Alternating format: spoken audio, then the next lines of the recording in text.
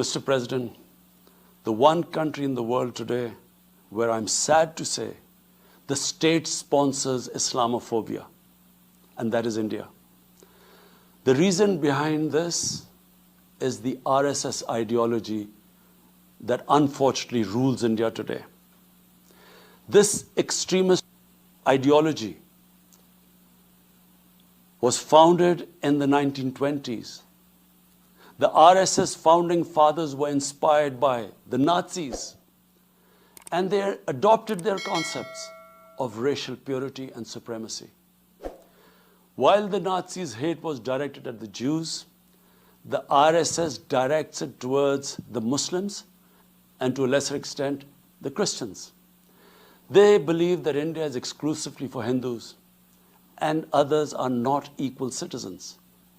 The secularism of Gandhi and Nehru has been replaced by the dream of creating a Hindu Rashtra by subjugating, even cleansing India's 200 million Muslims and other minorities. In 1992, the RS destroyed the Babri Masjid. In 2002, some 2,000 Muslims were slaughtered in Gujarat, and this was under the watch of Chief Minister Modi. In 2007, over 50 Muslims were burnt alive by RSS arsonists aboard the Samjhauta Express train. In Assam, around 2 million Muslims face the prospects of being arbitrarily stripped of their nationality through the adoption of discriminatory laws. There are reports of large concentration camps being filled by Muslim Indian citizens. Muslims were falsely blamed, vilified, and victimized for spreading the coronavirus. They were denied medical attention on many occasions. Their businesses were boycotted. Cow vigilantes attack and kill Muslims with impunity.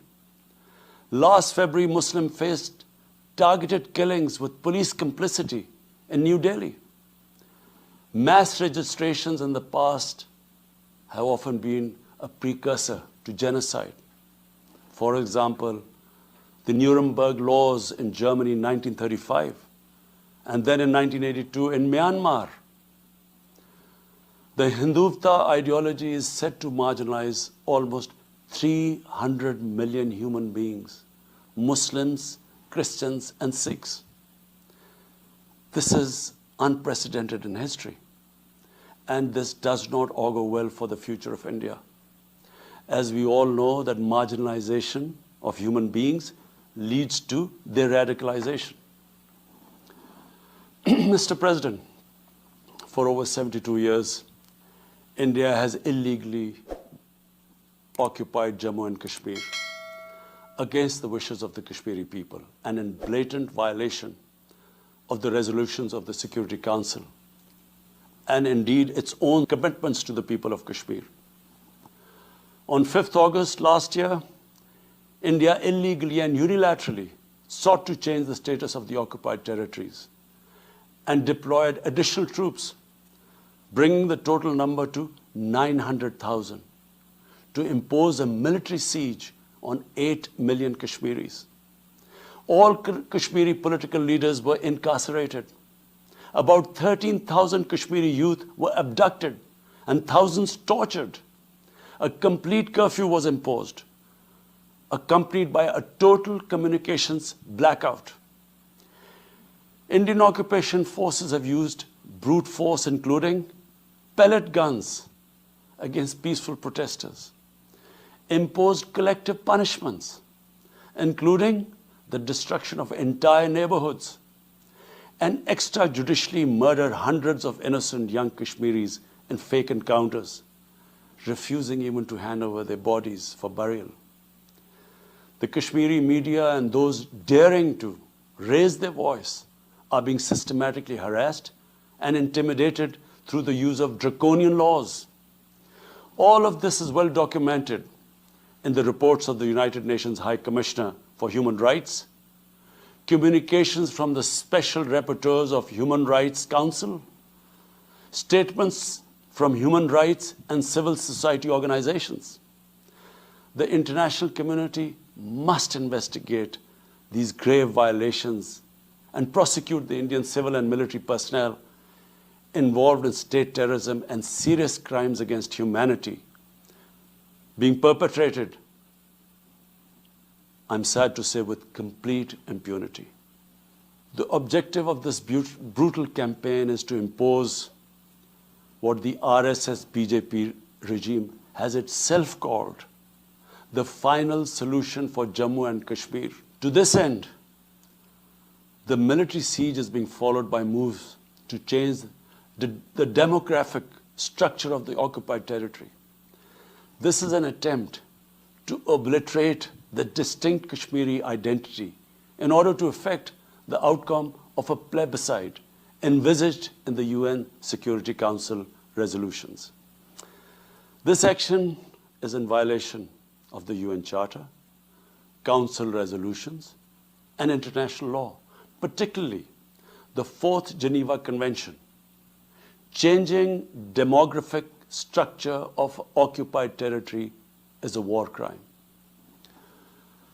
Mr. President, the brave Kashmiri people will never submit to Indian occupation and oppression. Their struggle is indigenous. They are fighting for a just cause, and generation after generation have laid down their lives to rid themselves of Indian occupation. The government and people of Pakistan are committed to standing by and supporting the Kashmiri brothers and sisters in the legitimate struggle for self-determination. Mr. President, in order to divert attention from its illegal actions and atrocities in Indian-occupied Jammu and Kashmir, India is playing a dangerous game of upping the military ante against Pakistan in a nuclearized environment. Despite constant Indian provocations and ceasefire violations along the line of control and the working boundary, targeting innocent civilians, Pakistan has exercised maximum restraint. We have consistently sensitized the world community about a false flag operation and another ill-conceived misadventure by India. My parents, Mr. President, were born in the colonial India, and I was the first generation that grew up in an independent Pakistan.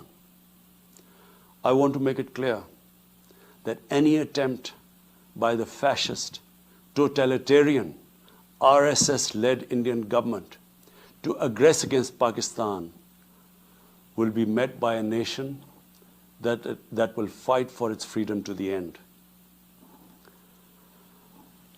Mr. President, there will be no durable peace and stability in South Asia until the Jammu and Kashmir dispute is resolved on the basis of international legitimacy. Kashmir has been rightly described as a nuclear flashpoint. The Security Council must prevent a disaster conflict and secure the implementation of its own resolutions, as it did in the case of East Timor.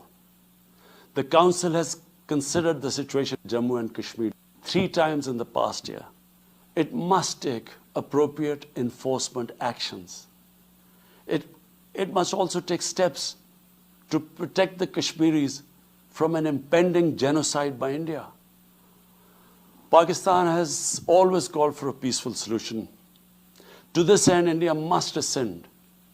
To reach this end, India must ascend the measures it has instituted since 5th August 2019, end its military siege and other gross human rights violation, and agree to resolve the Jammu and Kashmir dispute in accordance with the relevant UN Security Council resolutions, and of course, the wishes of the people of Kashmir.